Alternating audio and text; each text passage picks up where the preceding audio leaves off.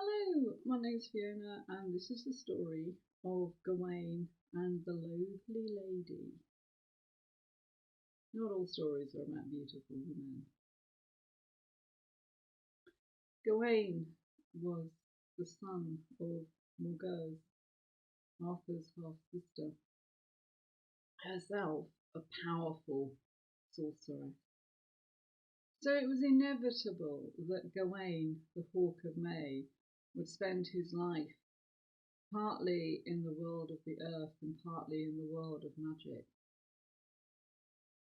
So one fine day, when Gawain and his uncle, King Arthur, went riding through the ancient wood, the place where the veil which separates this world from the other world is ever at its thinnest, there's certain inevitability about the fact that they would somehow trespass into the other world and find themselves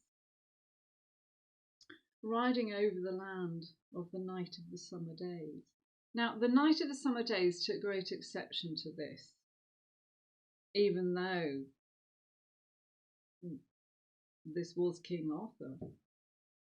And he demanded as payment for their trespass nothing less than the head of Arthur himself. And Gawain, who loved Arthur as his king and his lord, but more than anything else as his uncle, offered his own life in exchange for Arthur's. The Knight of the Summer Days was very impressed by this strange young man and offered a deal with him. He set Gawain a challenge, and the challenge was simply to answer a question. And of course Gawain laughed, for he was a knight of the Round Table. He was a man of honour and chivalry. He was the son of a powerful sorceress. What question could the Knight of the Summer Days possibly ask that he, Gawain, would be unable to answer? But the blood ran cold in his veins when he heard the nature of the question. For it was this: what is it that women most desire? Gawain had but a year and a day to complete his quest. So the following morning he set off on his fine white horse. And he travelled far and he travelled wide, and he asked every woman that he could possibly find, what is it that women most desire? And yet none of the answers seemed going to really be quite the one. He asked women who were toiling in the fields. He asked tavern wenches. He asked high-born ladies with their fine clothes. Some said it was to have meat on the table every day. Some said it was to have young and lusty lovers. A lady called Imelda said it was to have lots of shoes. And Gawain was running out of hope and running out of time, and turned his horse to make the sad and melancholy journey back to Camelot and to offer his life in exchange for his king's. When he saw, sitting by the side of the road, an old and withered hag, a woman who had lost her teeth, who had lost her hair, whose gnarled fingers still worked at her drop spindle, and she called out in a cracked voice, saying, "I know what it is that you seek." And Gawain by now was desperate enough to try anything. And he listened to the grandmother, the great-grandmother. And he listened to the price that she expected to be paid for the knowledge that she would impart. And tenderly and gently he lifted her light body up onto his horse, and together they made the journey back to Camelot. And there they were greeted by Arthur, the Knight of the Summer Days, Guinevere, Guinevere's ladies. And so when Gawain gave the answer to the question, the Knight of the Summer Days nodded and agreed that he could not take Gawain's life.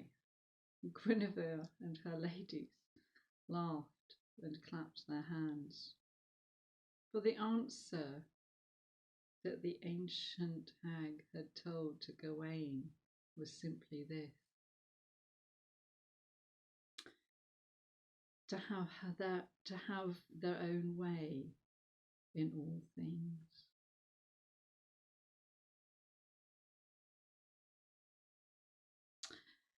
That night never was a more doleful evening spent in the great hall at Camelot, as people did their best to celebrate the wedding of Gawain and his Loathly lady. For the price that the old woman had extracted from Gawain was simply this: that he would take her for his bride.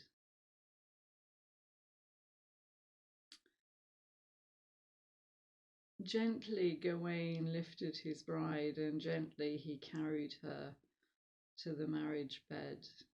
But when he laid her down, his heart failed him, and he turned and looked out of the window, as if somehow thinking that there would be an answer outside to his predicament.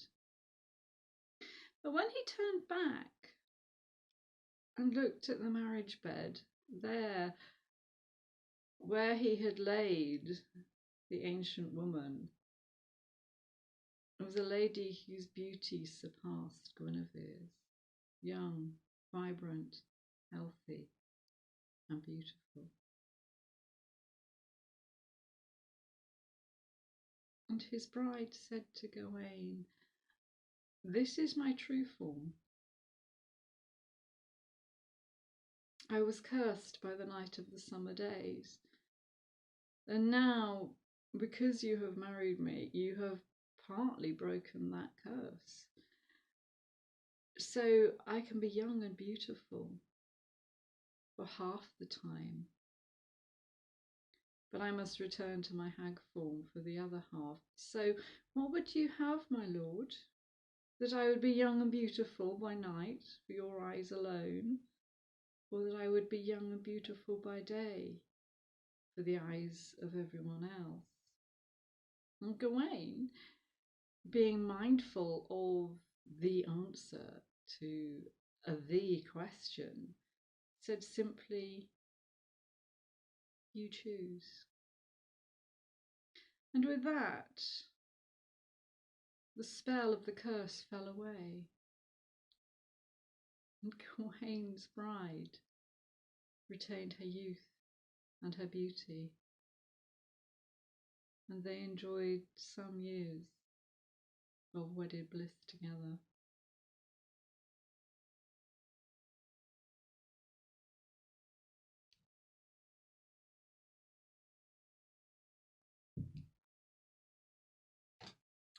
You notice storytellers will usually have a drink with them.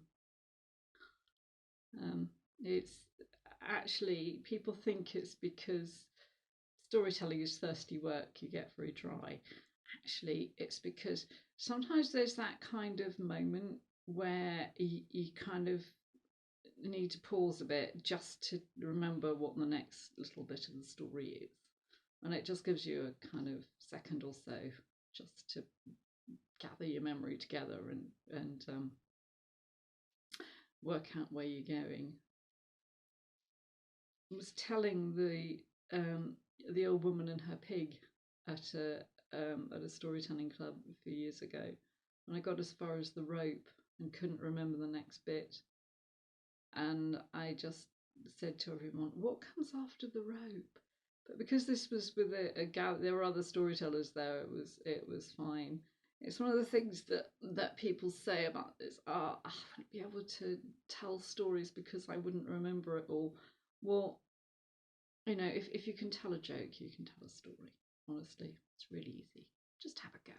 You know, put down the book and just try telling rather than reading, and you'll find you put your own little bits in here and there, and that's what makes it fun. Lovely. There are other Gawain stories, so check them out. Meanwhile, wish you all good day, and I hope to see you again. My name is Fiona Dowson, which apparently comes from water divining, and I have other stories, so do drop in and check them out. Meanwhile, have a go at telling yourself. It's a lot of fun. Bye for now.